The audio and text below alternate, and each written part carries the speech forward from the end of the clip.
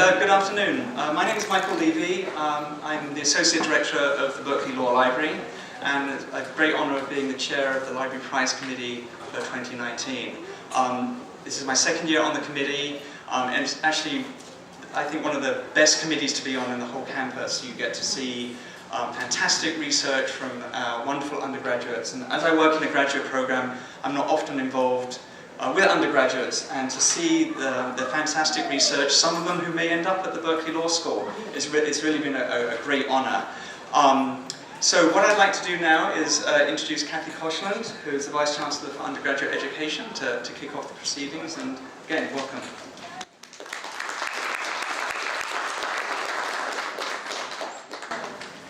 Thank you, and welcome everybody. This is, for many of us, a real highlight of the academic year, and I'm always astonished by the titles of the work that our students have created. It's really amazing.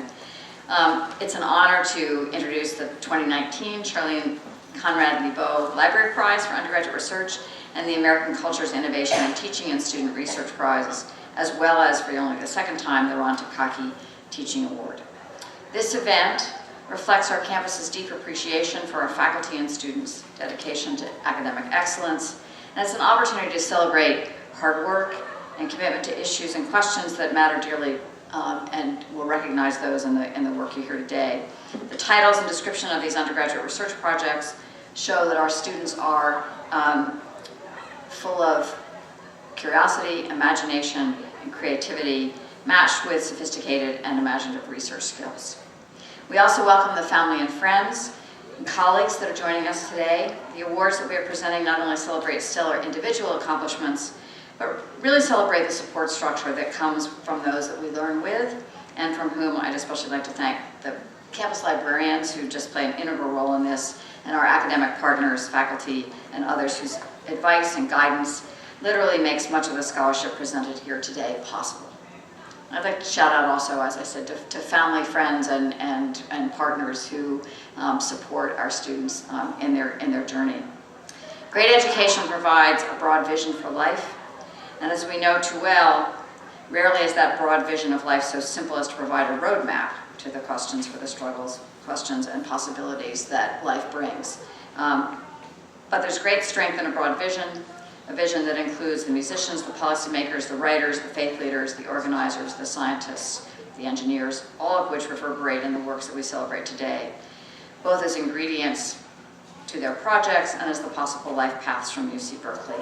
And again, to say, I love these beginnings because you never quite know what path students are actually going to take, and we like to remind students that most of us in our positions today, faculty, administrators, leaders, did not have a straight line to where we are.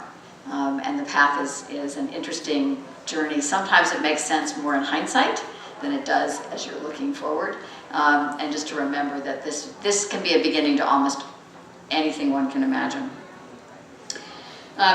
It's extremely exciting and rewarding to read our students' work and their visions of the world, of the past, the present, and the future. And I hope we'll get a little taste of that in the titles that you hear today. Each year, this ceremony and celebration is a sharp and beautiful reminder of the great and inexorable possibilities that education and imagination can afford. We hope you enjoy today's celebration, and now I'll turn the podium over to Beth Dupuis, our University Senior Associate Librarian.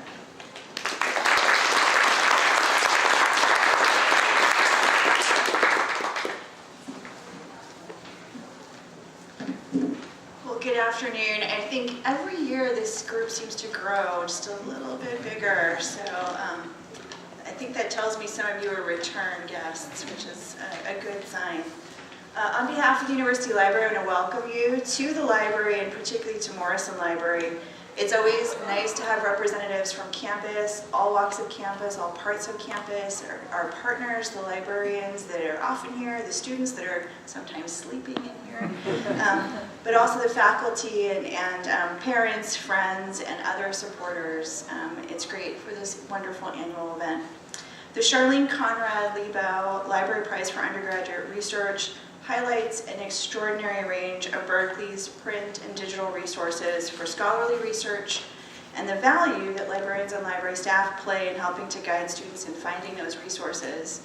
Pretty regularly, I'm in meetings where I hear a student say, I wish I had known about that before, a couple years before. So each of you who are here today can go forth and give testament that there are, in fact, undergrads who have found these resources and done amazing things with them, and those opportunities are open for all. Kathy already mentioned that there is a legion of people behind support of these projects, which includes the faculty, lecturers, and graduate student instructors who we also recognize indirectly today, who inspire their students in their courses and give them the opportunity to explore challenging topics and explore significant researchable questions. Sometimes not actually the conclusions people imagined they might draw, but often based on evidence and primary sources. And mostly today, we're here to celebrate student learning. For most of the undergrads here, deep research is a new undertaking, and the resources of our library are daunting. It's hard to know where to go. When you say the library here, there's 24 of them, so even that's not an easy question. But this library prize focuses and celebrates curiosity and persistence of our undergrads who have done great works of academic achievement. I also want to notice that this award focuses on the student research process and not just the final research paper. So you might write a really lovely paper that doesn't say an awful lot, but we actually find you out in this prize. We look to see the sources that you're looking at and the kinds of skills that you've honed and developed over time in the research process. We also recognize that people develop these skills better over time, and so we give separate awards to lower division students and upper division students to give light to the remarkable works that happen over an undergraduate's career. I also want to note that we give awards and also we make honorable mentions, and that's intentional because to be recognized in either of these categories means that this is really a note of commendation. Above all of your other peers, we recognize you today, and you should be proud.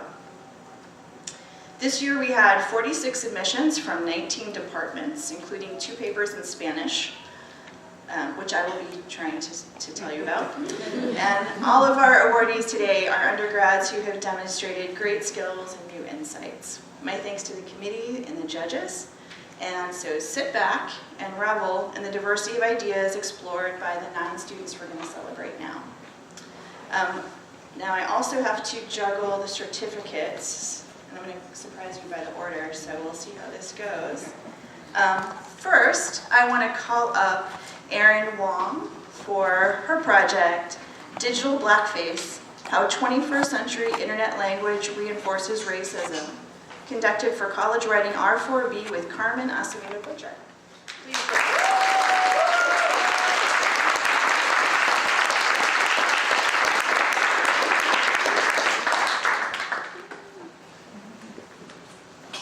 These are lower division categories, and it's pretty amazing the kinds of papers people write. Here is our first award winner in the category, Lindsey Chung, who wrote Run Like a Girl, Renewing the Western Gender Binary Through Testosterone Regulations in an Age of Neocolonialism, for College Writing R4B with Chisako Cole.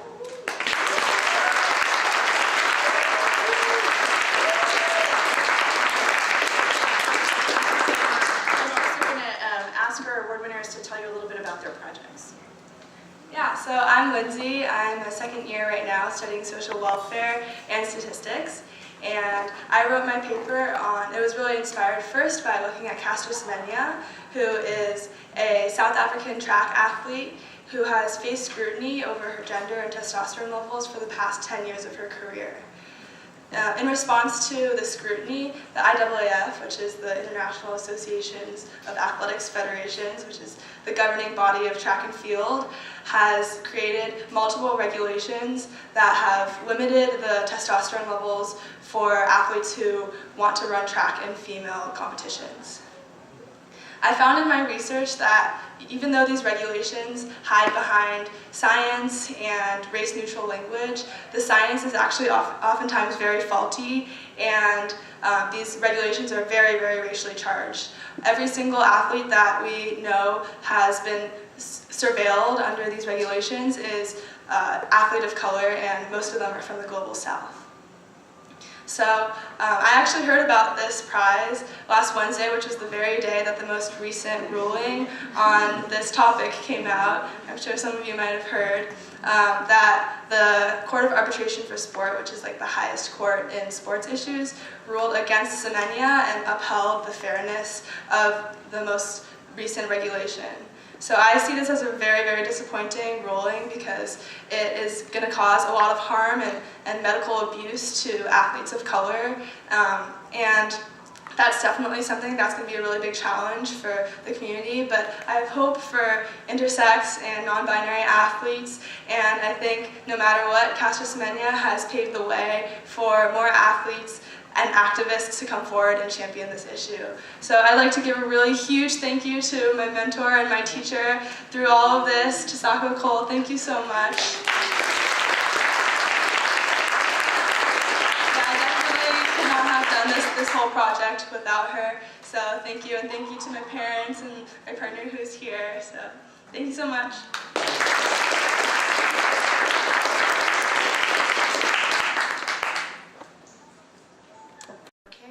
The Female Ironist in Kierkegaard's The Seducer's Diary, written for Scandinavian R5 B class with Troy Wellington Smith.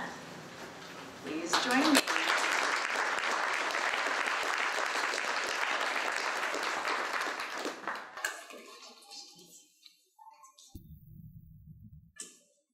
Hi everyone, thank you. It's a great honor to be here today. My name is Katherine Zhao, and I'm currently a sophomore studying business administration at UC Berkeley. Last spring for my Scandinavian reading composition course, I composed a research paper titled The Validation of the Female Ironist, Kierkegaard's The Seducer's Diary. Tasked with writing a paper on any topic in the course, I chose to tackle the philosophical and autobiographical intricacies behind Søren Kierkegaard's The Seducer's Diary. For this paper, I conducted extensive research into the realities of Kierkegaardian and Socratic philosophy, Golden Age history, and women's education. After Socratic exploration of irony, Kierkegaard's intermediate sphere of existence, I find that irony is a liberating force. However, I conclude that Kierkegaard's model of the female ironist is unsustainable due to the insurmountable social conventions characteristic of women during the Danish Golden Age. Without access to Berkeley's online and print resources, I could not have achieved the level of breadth and depth my manuscript did. As an independent researcher, I found that I am never satisfied with the first set of sources that I first check out. As I gradually grew my collection of sources, so did the intricacy of my topic. Since this research paper, I've applied my research process to other projects as well, accessing modern online collections to study diversity in teens, or exploring the environmental design library to garner inspiration for book designs. Even with such projects, I realized that I've tapped into just a fraction of Berkeley's resources. I'd like to thank Michael and the Library Prize Committee for the amazing opportunity to present my research. I'd also like to express my gratitude to my instructor, Troy Wellington Smith, for his advice and guidance throughout the research and writing process. I hope to further grow as a researcher and develop my skills in synthesizing informed opinions founded upon a broadest range of sources. Thank you.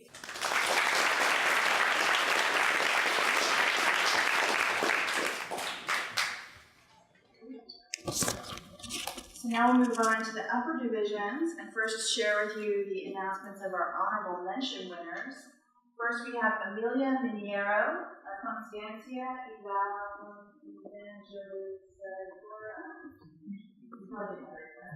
Del Movimiento Santuario en Plaza del Espíritu Sanctuary Covenant, 1971 to 1985, written for Spanish 195A and B with Estelle Tarita.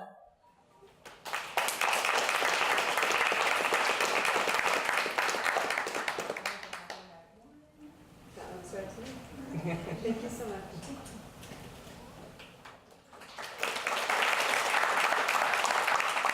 I will say your paper cause us a little extra step to find other people who can evaluate it solidly once we got past the research process. Okay, so good for you.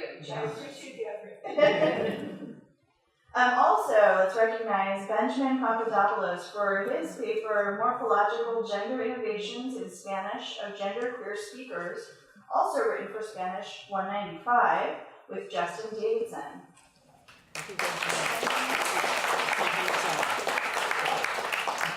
Passed us up to take him down. Okay, we'll hold that one. Okay, and we have now our upper division winners. I'll ask you to come up and say a little bit about your paper. First, we have Emma Bianco, who wrote Politics, America, and Sex, What Could Go Wrong? The Orange County Right Wing and the Battle Over Progressive Education, written for History 101 and Mark Brilliant. Please join us. Oh.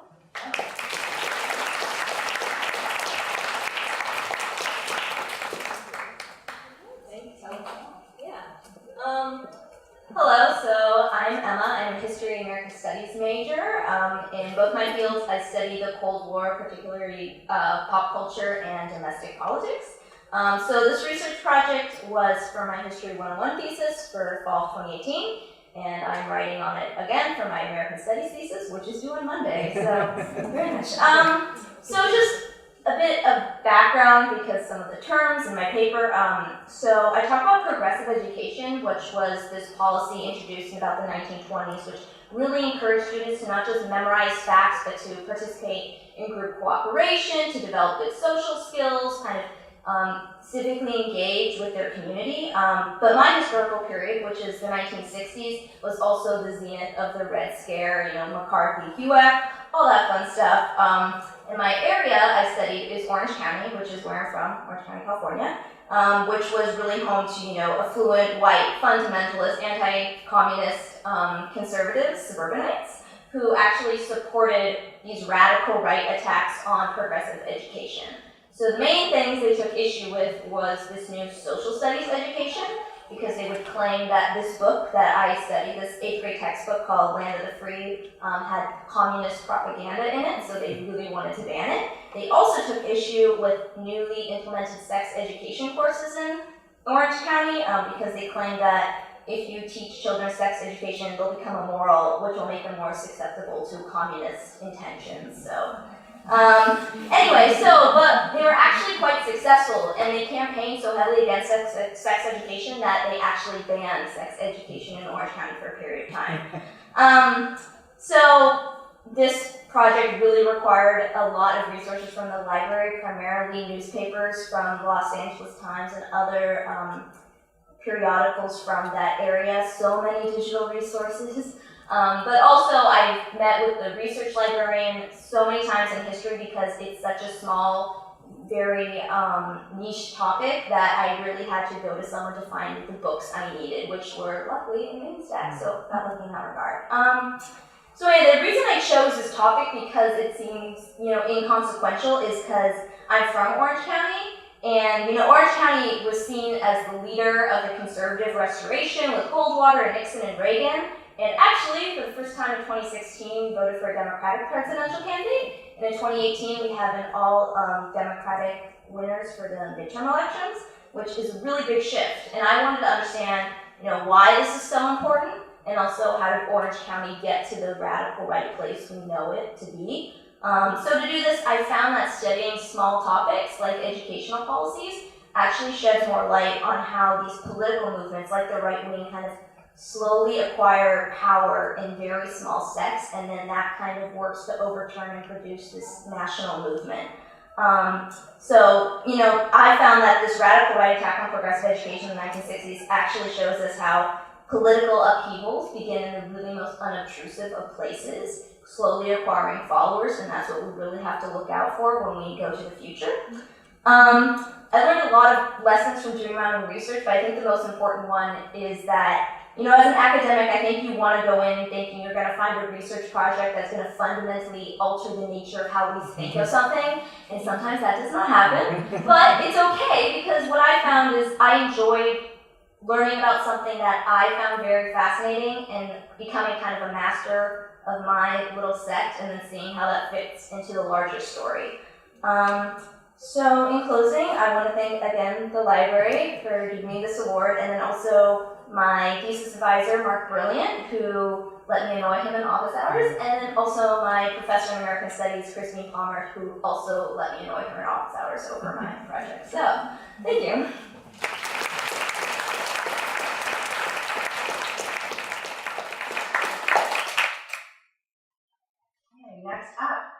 recognizing Claire Danna. And as to my own sex, the unifying behaviors, social connections, and values between female stationers in the 17th century. For English 195, A and B with Janet Sorensen.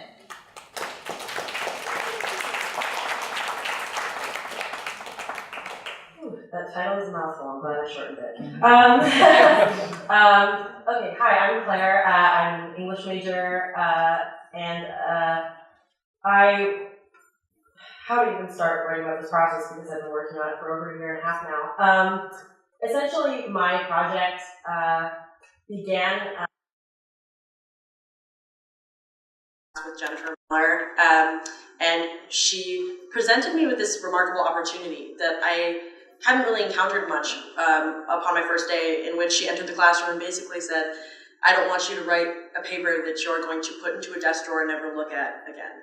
So she said, I'm going to give you this freedom to be able to go into the archives and write on anything you want. And that terrified me because I had no idea how to do that. So I essentially started typing random words into early English books online and hoping that I could read half of what popped up. And I stumbled upon a document that on the title page, behind the words printed by, was a woman's name.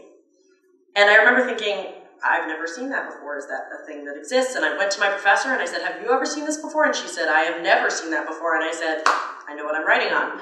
And this has sent me on a journey that has sent me to the deepest, darkest corners of Maine Stacks, and even to other countries. I went abroad to Ireland to study microfilms and documents at Trinity College Library, as well as Marsh Archival Library in Dublin, which was an incredible experience.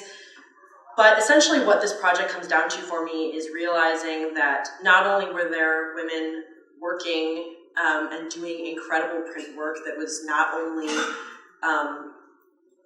like revolutionary, but also just incredibly self-possessed, but really seeing that there was a lot of limited scholarly information we had about these women sort of denied them this connection with each other.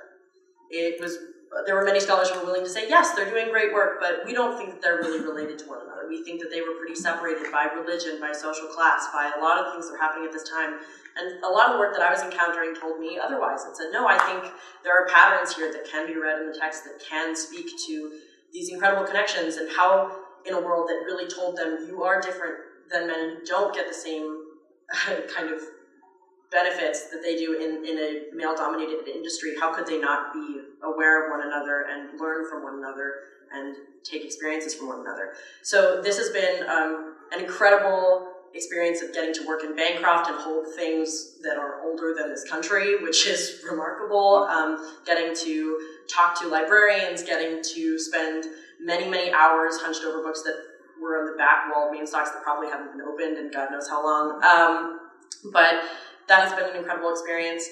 So thank you to the committee for being willing to look at something that is a topic that's relatively old and tends to bore a lot of people, but it was captivating for me. And then also to my advisors, Janet Sorensen and Joanna Picciotto.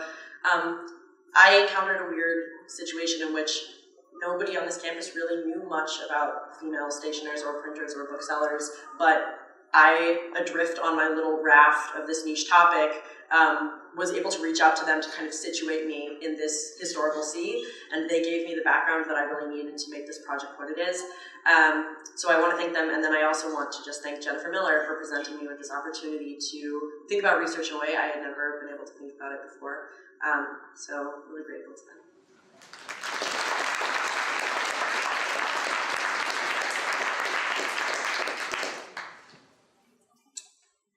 Next up, let's recognize Harriet Steele, award winner for That Means Filibuster, Race, Human Rights, and the United Nations Genocide Convention, 1945 to 1953, written for History 101 with Daniel Robert.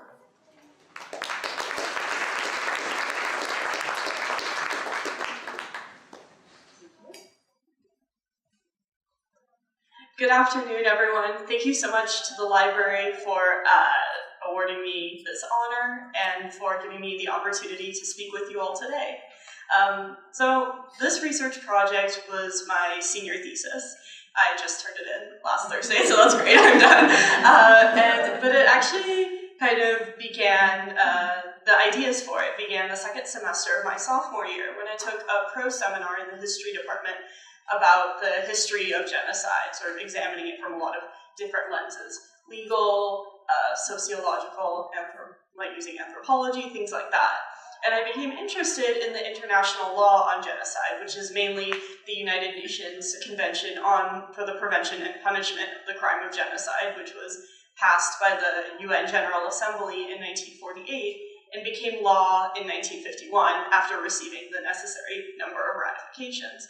And I became really intrigued by the side of it relating to American politics, because the United States did not become a party to the Genocide Convention until 1988, 40 years after it was passed in the General Assembly. And so I thought, okay, that's interesting. And as someone coming in with already thinking I wanted to study something in the realm of 20th century American history, I thought this was a possible topic for further research. So sort of on my own, I read some secondary sources and got a sense of what the historiography was like. I was able to fortunately use a lot of the resources available through the library, including ebooks and actual physical books and articles and such. And then I was fortunate to find a supportive faculty member in the history department, Daniel Sargent, who helped me to do a project through SURF, the Summer Undergraduate Research Fellowship, last summer. And I was able to use not only the immense primary sources available through the library, including digitized congressional hearings, but I was also able, with the financial support of SURF, to travel to New York and Washington, D.C. to conduct archival research last summer.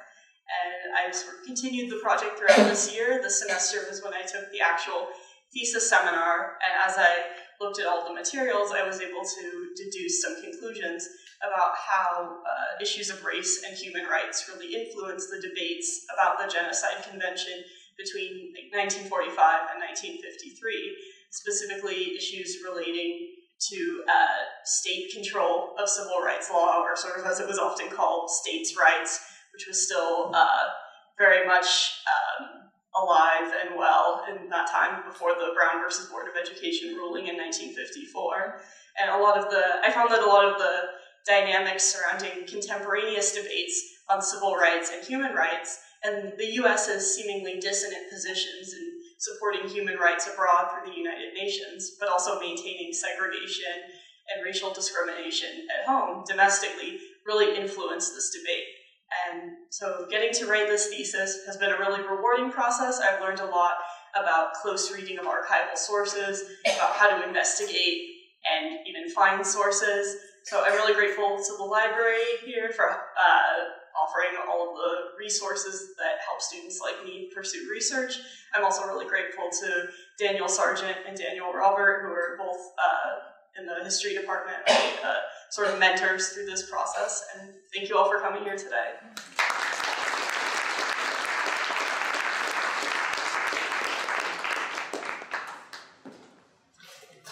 And we'd like to recognize James Kennerly for I Gave My Dreams to Lanshan, the Yi People and the Chinese Literary Imagination with Anthropology 169B, and Mary Ann Furman.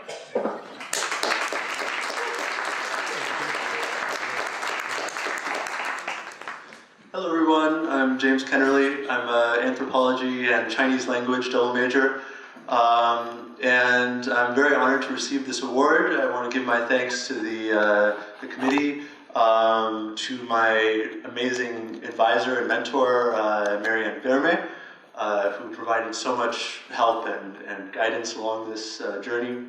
And to the library in general. I spent so much time in the East Asian Library. At any one time I had 30 books checked out, and couldn't have been done otherwise. So I wrote about race and ethnicity in China, and I focused on Chinese language depictions of one non-Chinese nationality called Yizu in southwestern Sichuan. And I looked at 3 time periods.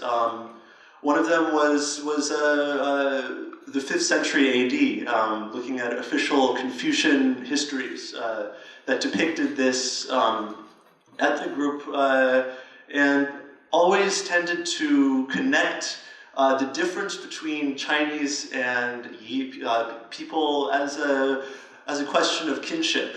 These are our estranged relatives. And then secondly, I looked at official Marxist ethnological texts written in the 60s and 70s depicting the same group. And this was focused on the idea of a slave society and the fact that this group was slaveholding. And then finally, I looked at more modern horror stories, actually, that were set in this region. And I looked at how issues of ethnicity mixed with the uncanny and with our sense of fear about our own selves.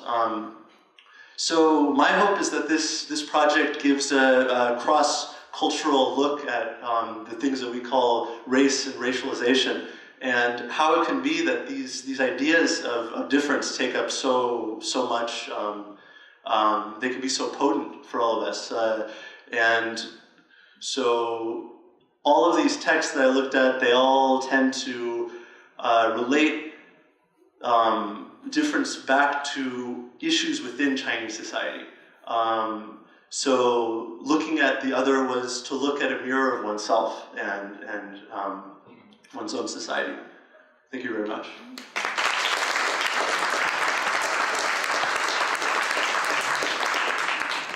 You're left over than I am.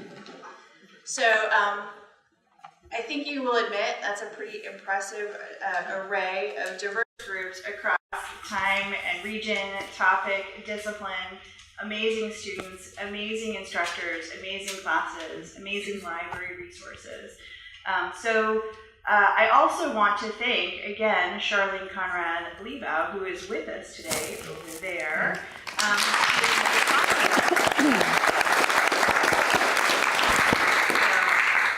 Thank you to you all. Please go forth and tell your friends that they can do it too. This is an amazing amount of work. You heard lots of people who have put in hundreds of hours, I'm sure, across many semesters for these amazing works. And I've heard many students who have won these awards go off and decide that whatever they started working on sparked something that they want to continue to do for a master's program or a PhD program or some other aspect. And the more students we can tell about this idea of catching the fire, of finding something that's really interesting and digging deep, the better. So one last round, and I will turn it over to Victoria for our next award.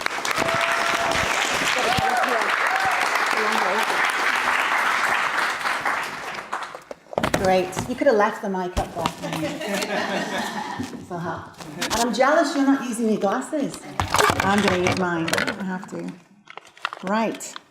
Well, first of all, let's thank the American Cultures Selection Committee. Lots of you are in the room. You did an incredible amount of hard work. Each year we throw at you a massive portfolio of intense faculty and student work, and you did a great job, so thank you. Also, I really want to just quickly, because I forget, I've got a brain like a sieve, thank Doug Parada, who's behind the camera, because he's also juggling law school at the same time as he's doing this work. So I think for some of us, we really need to set the historical context of the American Cultures curriculum here at Berkeley, and then you'll understand the flavor and the notions behind some of the awardees today. So the American Cultures curriculum has been the fulcrum of critical diversity work on this campus for a long time.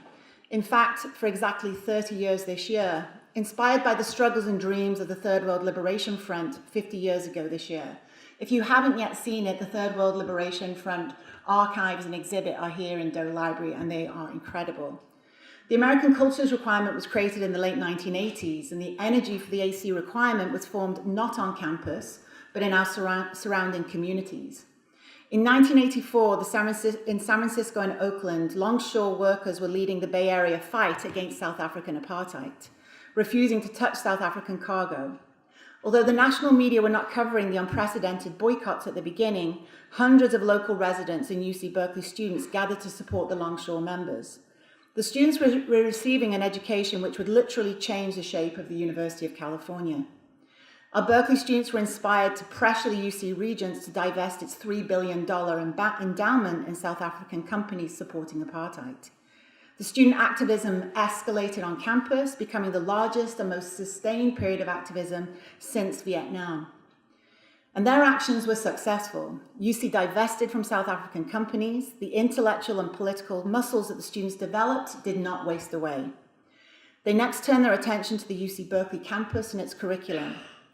Katherine Zhao, then president of the UC Berkeley Graduate Assembly and now distinguished professor of education at UCLA, famously stated that we were feeling our oats and then some, and thought now with this success behind us, we could desegregate the campus, we could desegregate the curriculum. And so the fight for the American cultures requirement began. So what do we learn from this history? Well, many things, but centrally that when we recognize that our university is part of larger communities, that we learn from our communities, that our faculty can build the most inspiring of learning environments, and that our students are powerful. These are facets of the past that are so very present in the prize recipients today and the work that we're recognizing. And this year, perhaps more than any year, it was the most difficult selection process. Perhaps it's the times we sit in, but all of the submissions demonstrated the immense investment that both faculty and students have in continuing the legacy of UC curriculum in the American cultures requirement and the roots that bore it. So we'll first recognize the great accomplishments of our students, beginning with our honorable mentions. Our first honorable mention is Chellam Nayar for their paper, The Inclusion of Native Voices in Outdoor Recreation Culture. The paper was produced in College Writing 50 AC, Researching Water in the West, with instructor Pat Steenland. Nested within the core and sure support and inspiration of College Writing 50 AC, Chellam was drawn to interrogate how discourses and notions of wilderness, captured by such phrases as pristine, wild, and untouched, have excised the deep presence of Indigenous human history. But as deftly outlined in Chellam's interviews with Indigenous activists and extensive research of communication platforms such as Instagram, there is a new generation of Indigenous activists with groups such as Indigenous Women Hike, recentering Native voices in these wilderness frames. Acknowledging and presenting venues for this new reality is vital, but also the work to ensure that what is claimed and whose name is held accountable is what greatly impressed everyone on the selection committee as well as your instructor. At each step of the research process, Chellam, from archive work to interviews to choice of text and detailed bibliographic sourcing, your work reflected the great care and humility that we expect. As a young UC Berkeley scholar, you clearly respect and honor the expertise of the communities you are working with. Thank you. Where's Chellam?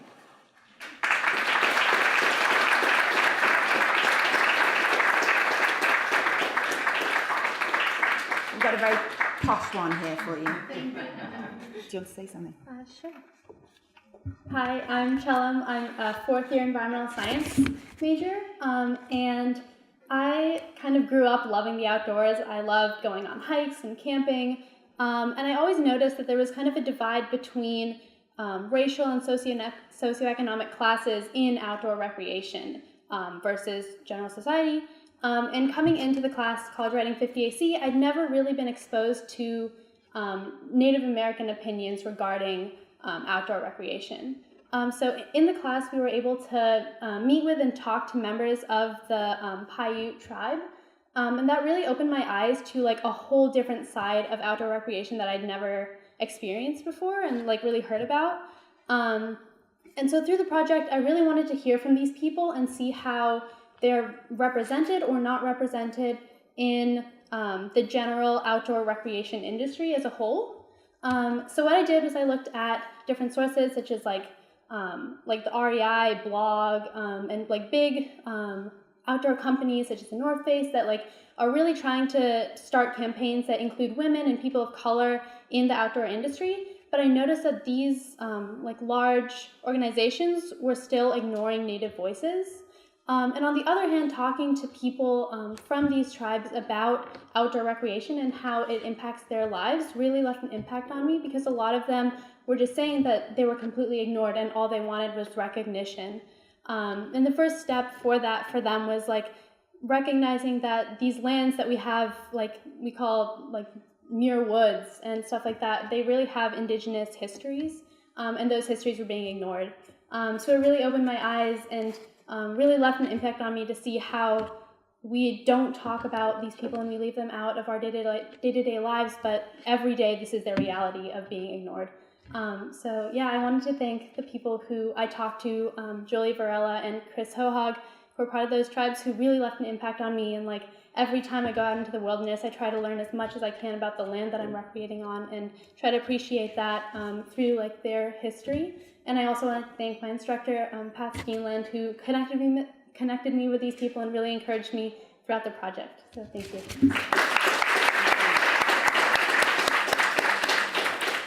Wonderful. So our second honourable mention is Harold Surf for their paper, The Violence of Writing, produced in Rhetoric 150 AC, Race and Order in the New Republic, with instructor Nad Pamal.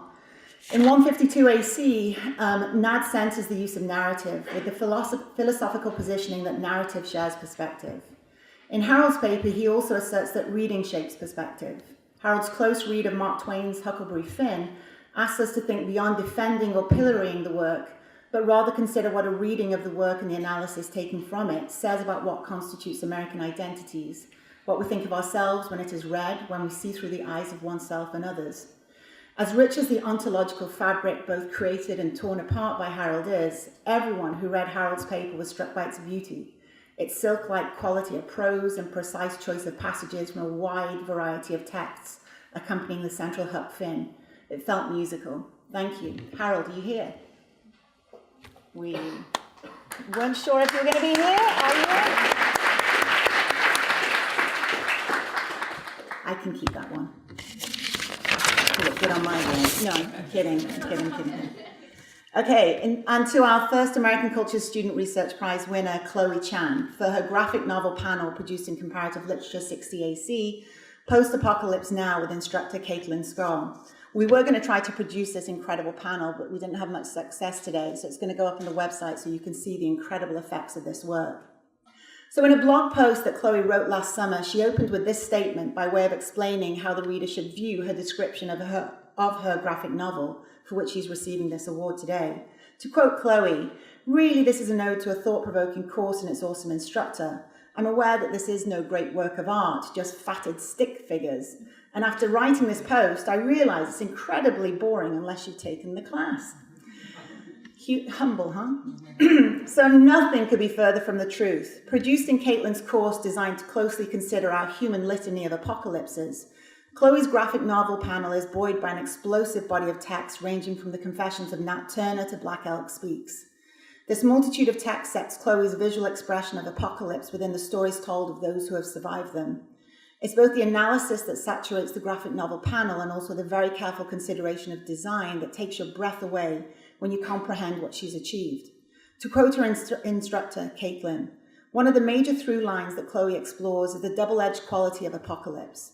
How apocalyptic histories of violence have been imposed upon oppressed groups during different epochs of American history, but also how the apocalyptic imagination has become a kind of resource for those oppressed groups imagining change, groups for whom a return to the status quo would mean a return to oppression. These inherited dualities are presented in the continuous one long sheet of paper that the graphic novel panel takes, with no boundaries between panels connecting epochs of apocalypse together, and only a division made between the top and the bottom of the paper. On the top are those producing violence and not seeing, and on the bottom are those who see but who are not seen. That you physically have the ability to connect literally the end of the panel to the beginning represents the recursive nature of violence.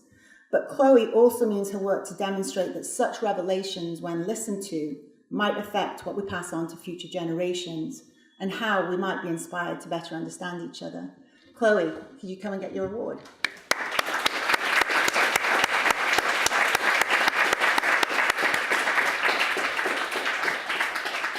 That's amazing.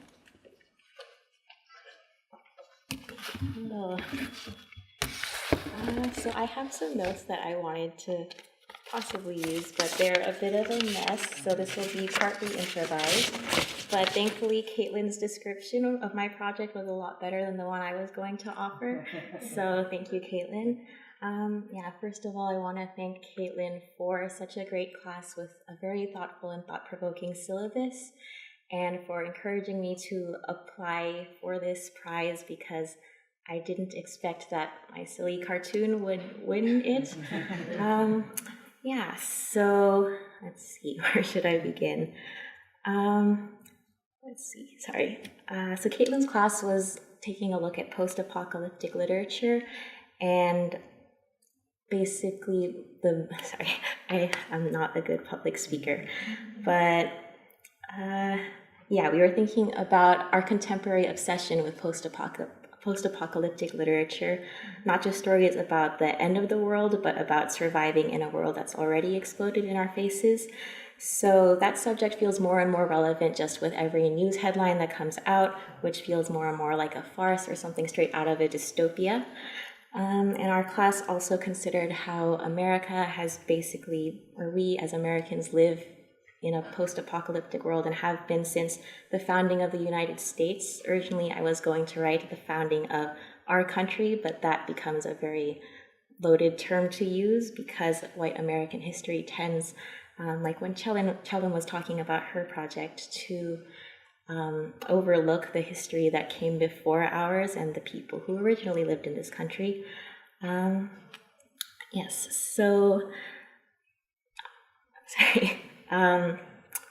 We took a look at apocalypses, broadening our sense of the term to include things like the violence enacted against Native populations and the enslavement of Africans and oppression imposed on generations of Black Americans. And I wanted to be careful when using the word apocalypse because that can make it sound like the story is over and slavery is in the past and why should we care about it anymore, or what can we do about it because we just need to remember it and move on. But post-apocalypse then becomes a useful lens to consider how the situation is ongoing and how people are still surviving. And I think our cultural obsession overall with the post-apocalypse reflects a lot about kind of the, to use a fancy word, the zeitgeist of our times. Because I feel like with all the post-apocalyptic literature, it's as if we seem to accept that the end of the world is a given at this point, and it's not about preventing it or how we can recover whatever illusion of normalcy existed before, but just how we are supposed to survive in the world that we're in now. And with all the news headlines, my tendency is towards paralysis. I get very overwhelmed by all the things that are happening. I don't know how to respond or survive. I've always told people if there was a zombie apocalypse, I would simply lie down and offer myself to the zombies because it's just too stressful. Don't do that. We'll figure something out. But if we look at the origin of the word apocalypse in Greek, it's also the title of the book of Revelation in the Bible. So it means an uncovering or a revelation. So all of the post-apocalyptic literature seems to speak to how we humans fail to, even after the apocalypse has happened, we just refuse to see whatever it does reveal. So that's my pessimistic side speaking.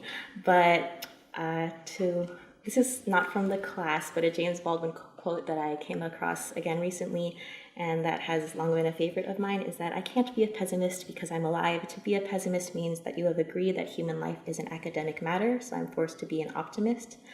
So obviously the lying down in front of the zombie apocalypse is a little bit politically problematic to consider in our current times.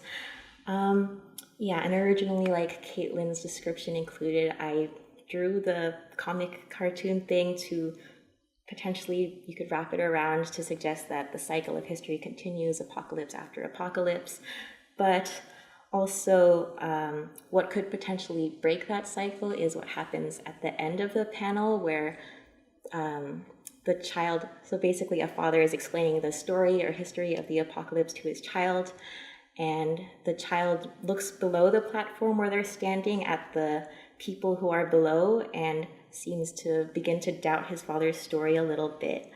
Sorry, I've been rambling for a while, but Yeah, I was trying to explore another idea that comes up in almost every English class I've taken, which is agency. And if we are living in the post-apocalypse, rather than just the apocalypse happened, we're dead, that means that the story is still being told, and we need to choose how we participate in the telling.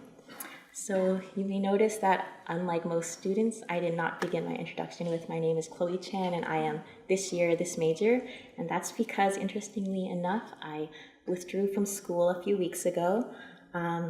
I was wondering if I should use this platform to talk about my doubts about academia and, I don't know, the institution, and but I decided not to do that to my parents who are here. You did it just a little bit. Yes, just a little bit. But yeah, I mean, overall, it's an interesting experience to no longer be a student and to receive a student prize, and to end my time at the university with looking at a creative project, not all the papers that I wrote as an English major, but a little cartoon that was kind of silly, and I didn't even know how to photocopy it, so I just badly photographed it and submitted it. But yeah, just all the ideas about paralysis and about how we need to change the story are now personally relevant on a smaller scale than all the big political talk. Just for myself, and with my withdrawing from school and my intention to return, for me, that is a decision that is an attempt to break out of the paralysis and expresses a hope about the academy. So I'm not ending with just bashing the university. Yeah, and I appreciate that I got this chance to produce something that doesn't look like serious work. It's just a little drawing. It's got the Pillsbury Doughboy looking little fat stick figures, but it allowed me to engage in a meaningful discussion that responded to other texts and raised my own questions in my own voice. So thank you.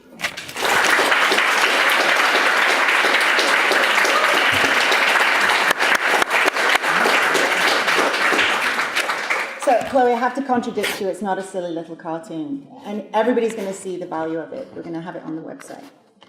So, to our second American Cultures Student Research Prize winner, Eric Phillip, for his film and accompanying essay, The Bay's Team, produced in Ethnic Studies 122 AC and 180 AC with instructor Ray Tejas. Eric's film tells the tough stories that scrape at the edges of UC Berkeley. And in his accompanying essay's opening statement, that hard rub is laid out. Quoting Eric, "The project is derived from my experience as a local Black student athlete at UC Berkeley. Born and raised in Oakland, I grew up dreaming about one day being a student and a football player on this campus like Marshawn Lynch and the rest of my local heroes. After seeing this dream become a reality, I found a campus that was very different from that which I had dreamt of." Eric's film excavates the truth that the university sits within the Bay Area, and yet our student population does not represent that. The effect of this dramatic disconnect is drawn into sharp focus with Eric's close attention to the Cal football team and campus culture from 2001 to 2012.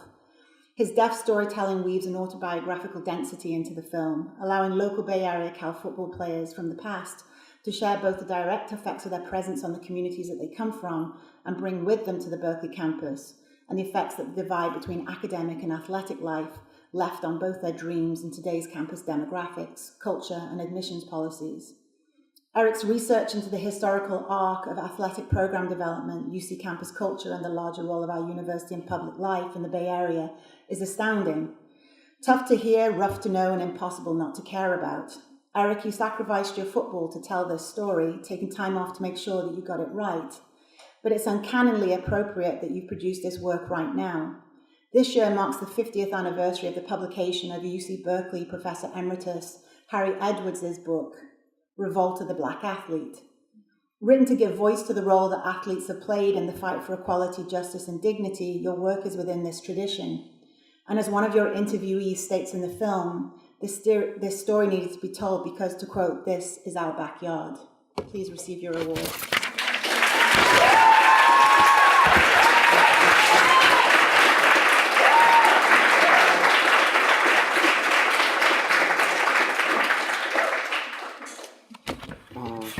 So thank you, first of all, to the committee, to the American Culture Center, to everyone for coming out And yeah, I'll get started. So as you said in your speech, this story was very personal to me. I grew up right next door in Oakland, California.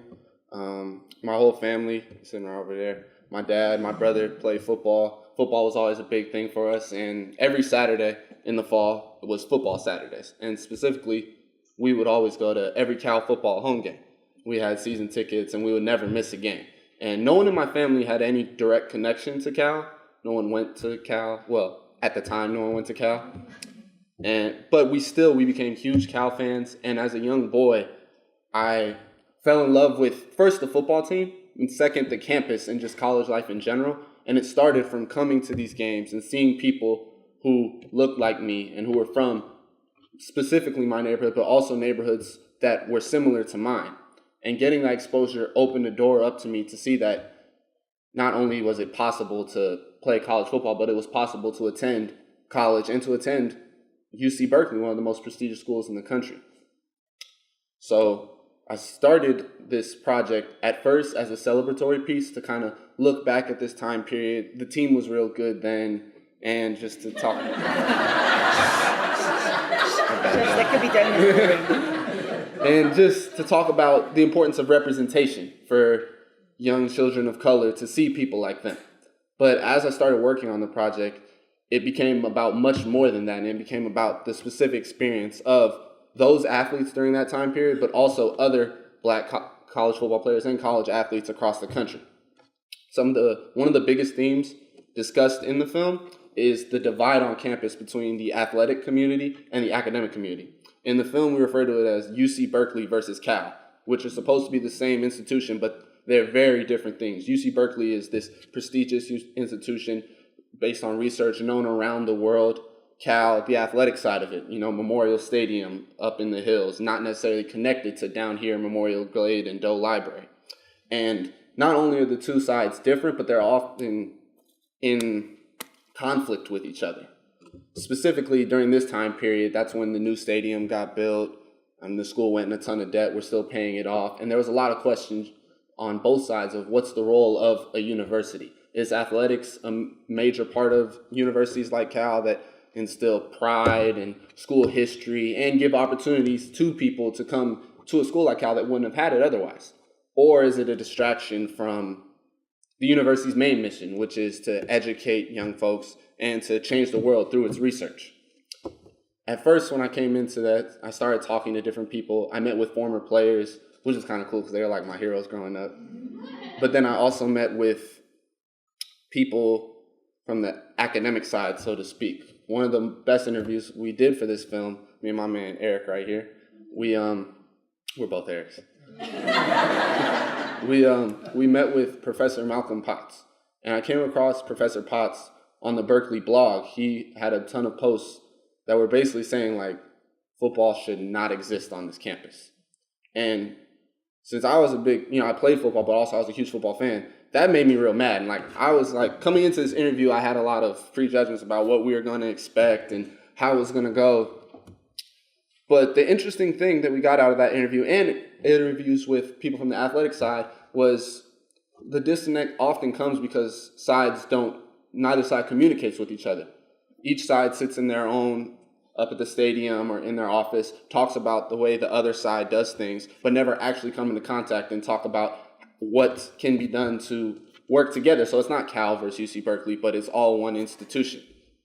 One of the other things we talked about in the film was the low graduation rates of the football team at that time. At the time, Cal football had the worst graduation rates of any major college football team in the country. And, at a prestigious school like Cal, how does that happen? So one of the areas we explored was how do college athletics serve their student athletes? Are they actually being offered this great opportunity to come and get this great education at UC Berkeley? Or is that kind of just a ploy put out there, and their main purpose is to serve their coaches and to bring revenue in? We didn't exactly get an answer, you know what I mean? It's a complicated thing. I have my own opinions. Everybody has their own opinions. But I think it's relevant and important to look into this question. for different reasons. You know, the whole debate about paying college athletes versus just how to make sure that those things never happen, that there is never a graduation rate below 50% for a sports team at a great school like this.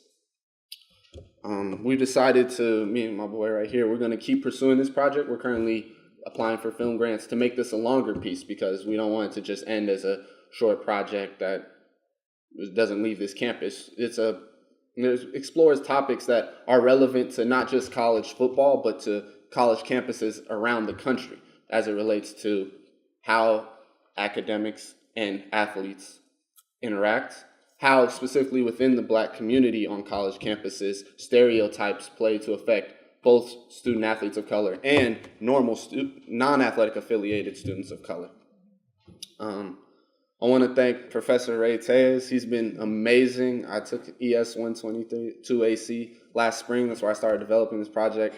And outside of just helping me make this thing come to be, he was just a great mentor, a great friend, always listened to me. I want to thank David Tejas, who's also done the same for me, taught me so much about film and the art and the craft, and just really listened to any problems I ever had.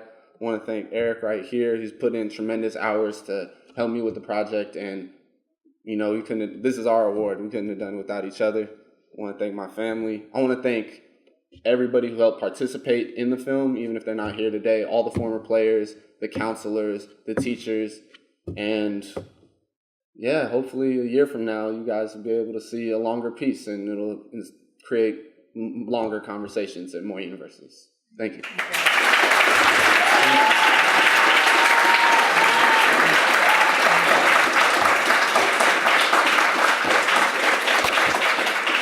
So, have you got that tuxedo for the red carpet?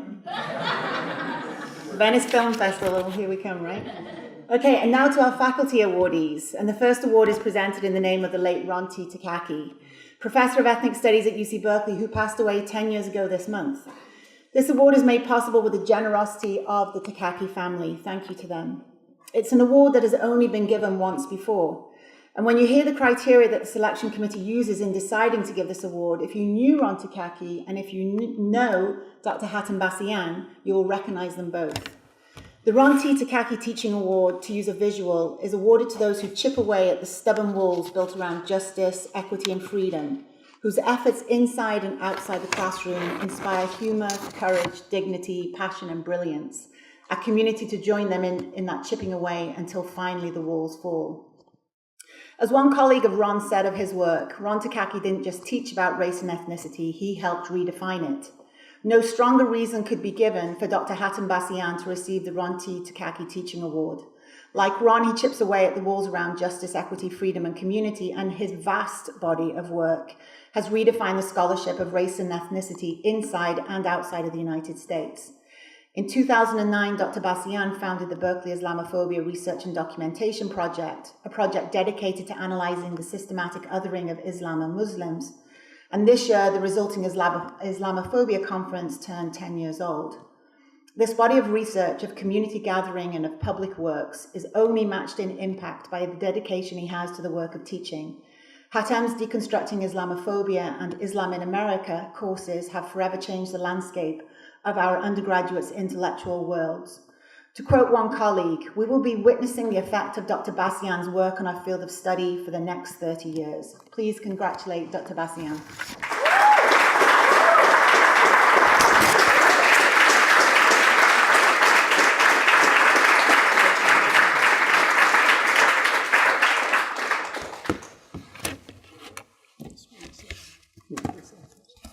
Say assalamu alaikum. Peace be with you. First, let me say it's an honor to be associated with an award on behalf of Ron Takaki. I personally have known him. We organized during the Proposition 209 period, which was the attempt to abolish affirmative action in the state of California. Ron was one of the individuals that whenever you call on him, he would be there in the front line. At the time, I was a PhD student and was coordinating with the graduate assembly. And Ron was always answering the call, whether be it for a rally, a protest, or a panel. I just actually recently just discovered a video of a panel that we held at the MLK. It had Ron Takaki, Mario Savio, Pedro Negero, and a couple of other speakers. So I actually sent it for it to be remastered and will be given to Carol, the wife of Ron, as a gift, as well as to be placed in the Ethnic Studies Library. More importantly, I think when we think about the Ron Takaki Award, we need to understand that his work continued to shape the field of ethnic studies. I was shocked when he said that his first teaching assignment was to teach African American studies immediately after the Third World Strike, because there was no one yet to teach the course, so he actually jumped in, and his first course was in African American studies. So you could see his contribution, that his last edition of Different Mirror, he made sure to include a chapter on American Muslims.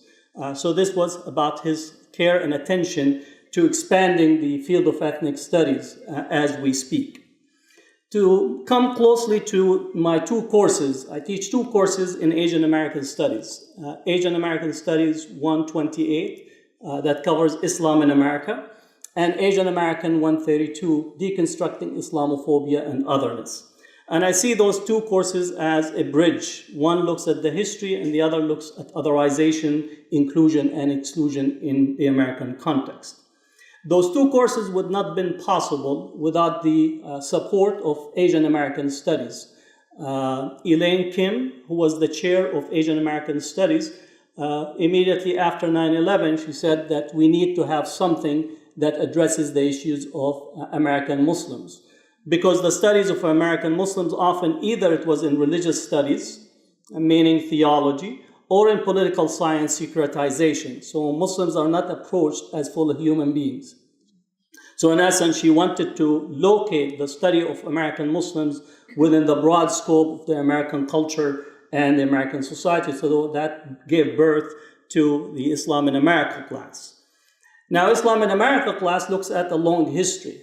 Muslims have been here before America was America in relation to the founding of the country. Between 15 to 30% of the slaves that were brought to America were of Muslim background. So it's not surprising as we get into the 20th century that the African Americans looked back at Africa and reconnected with Islam in that way. But it seems that we constantly make an erasure of the African American contribution relative to Islam and Muslimness in this country. So I recommend for people to read Sylviana Diouf's work, African Muslim Slaves in the Americas, Ellen Austin, African Muslims in Antebellum America.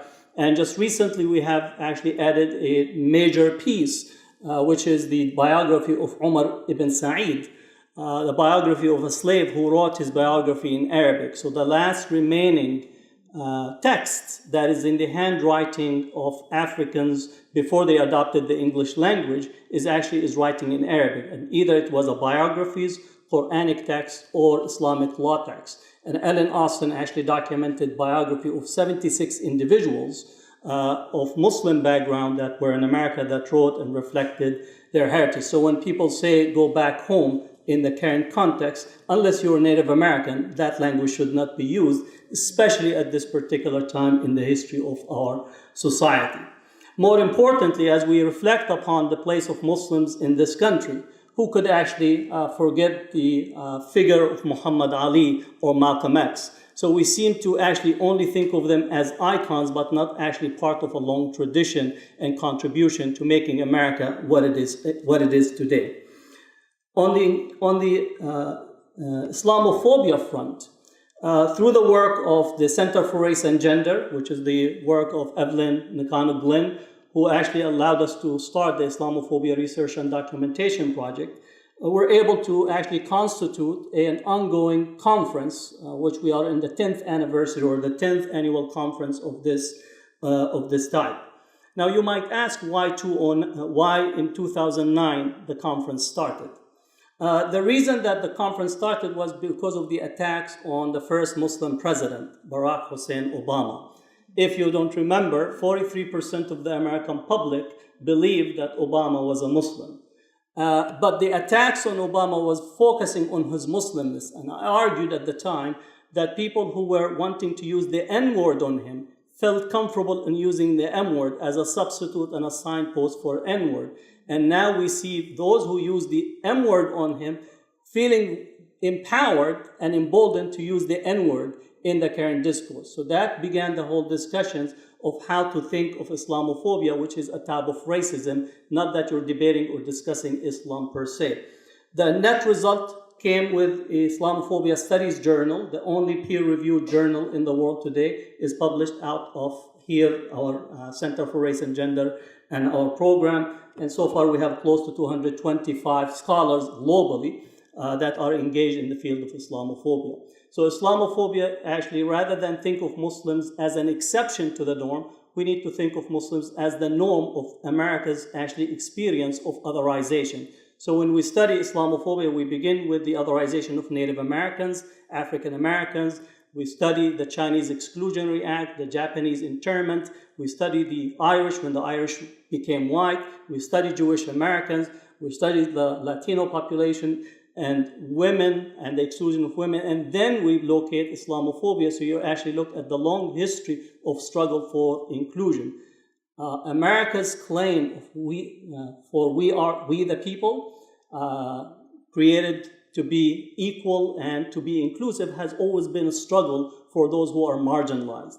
It is actually despite the resistance to inclusion that people have been included. So inclusion has to be part of the struggle. For me, education is founded upon expanding and opening the doors to education. That's why there's a relationship between civil rights, human rights, and education. The fights for civil rights and human rights were always fought at the doorsteps of education because knowledge makes a transformative change. So never forget that education is about empowerment and making people able to shape their own history by studying the past and determining how to collect the best way to move forward collectively as society. So thank you for this honor and thank you for this award.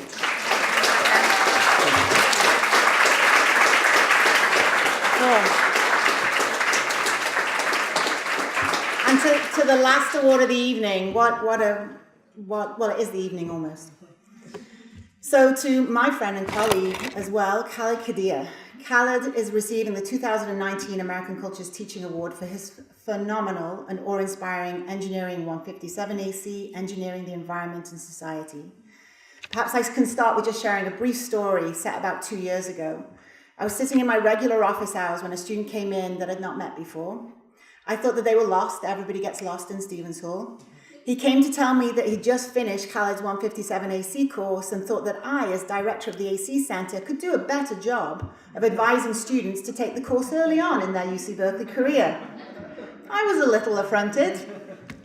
I thought they were perhaps upset that they'd actually left it to the last minute to take their AC course.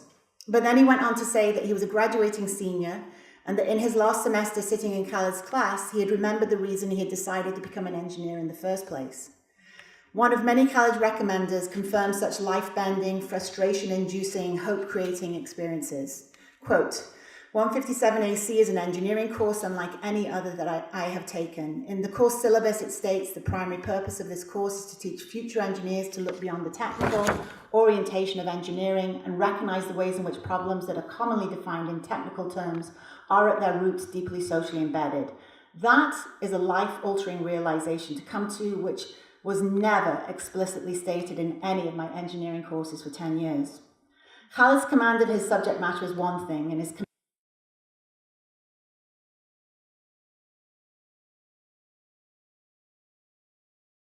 vivacity, irreverence, and doubtful sense of humor. Teaching students to look beyond a depoliticized, dehistoricized understanding of engineering problems is one thing, but drawing them into that work is a really tough job. There is no greater ode to the effect that he has on our students, on the AC curriculum, and on our communities than following with the concluding statement. Quote, I sleep better every day knowing that Kadir is probably up late working on how to create a learning environment that truly pushes our students to think deeper and love stronger. Please join me in congratulating Dr. Khaled Kadir on receiving the 2019 American Cultures Teaching Award.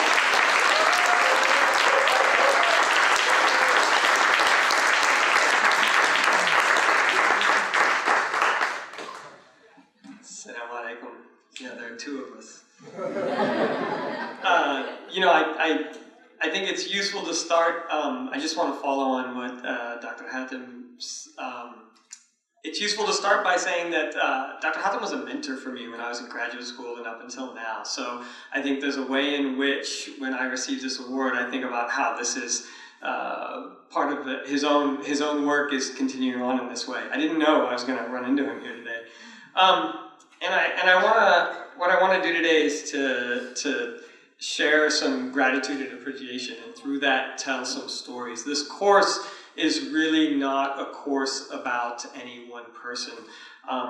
When the course was going through approval, I wasn't planning on saying this, one of the faculty in the College of Engineering wrote sort of open comments and said we shouldn't have lecturers designing curricula for us.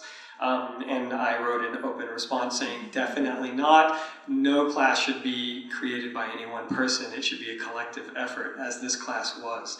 And I want to start by thanking my community partners, Asian Pacific Environmental Network, Planning Justice, Communities for a Better Environment, Green Action for Health, West Oakland Environmental Indicators Project, and I could go on and on and on. They take a real risk every year. Many of the communities we work with have a difficult relationship with this institution that all too often produces knowledge about them, but neither with them nor for them. They take a risk and invite us into their lives. They welcome my students into their communities and share their struggles with us. And it's a level of generosity that I don't think we'll ever be able to repay. I want to thank my students. You go there with me. The topics we cover in the course are hard, not just technically, but personally and professionally. If this course is successful, it's only because of your willingness to ask difficult questions of yourselves, of your work, and of your position in the world around you. Congratulations to all of you for doing so, despite the intense pressures that encourage you to put your head down and simply focus on perfecting your technical skills so that you might ensure career success.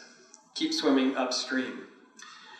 Victoria, without whom this course would not exist. That's not just polemics. The first time I met Victoria was in a conversation about the desire to create a course that speaks to something other than, that speaks to something, so lived experiences of students on this campus. You're an intellectual and moral inspiration to many, myself included. Your integrity is a model for all of us, and you make this university a better place. I would not be here today if not for your hard work, and I know that many others in this room share that sentiment. Love you, Victoria.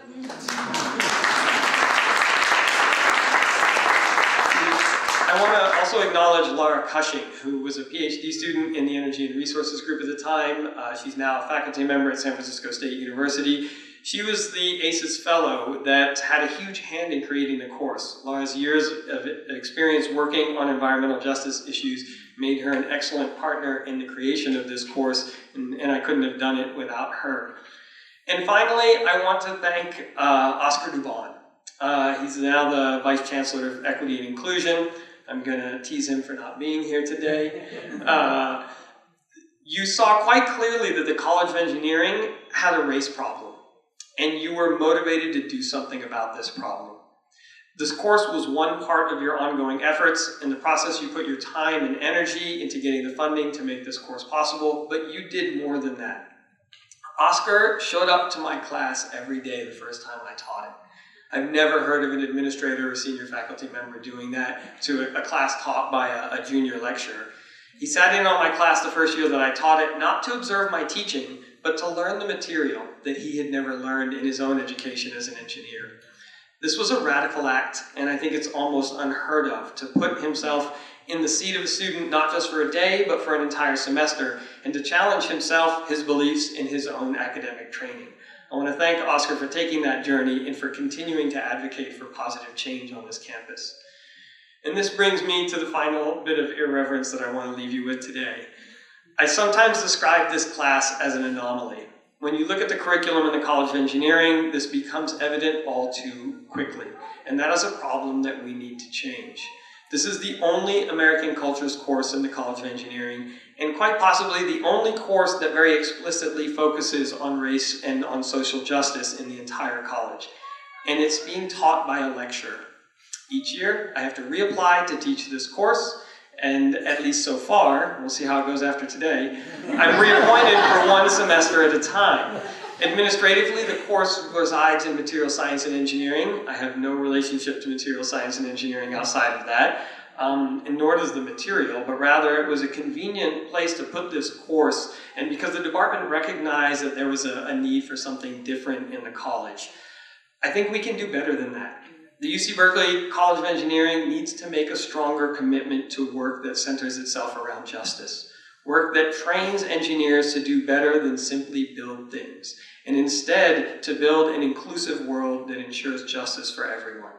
We live in a time when the links between technology and injustice are becoming more apparent each day, particularly here for those of us that live in the Bay Area. While these links are not new, they are pressing upon us in new ways with the ongoing climate crisis and the recent proliferation of AI technologies. Yet here at UC Berkeley, we have not committed to training our engineering students to navigate this terrain. It is not a prominent part of our curriculum. We train students to be the best technical practitioners on the planet, and yet we are not preparing them to understand the social and political consequences of the work that they are engaged in. In short, we're not preparing them to understand nor to work for justice. We can do better. Thank you.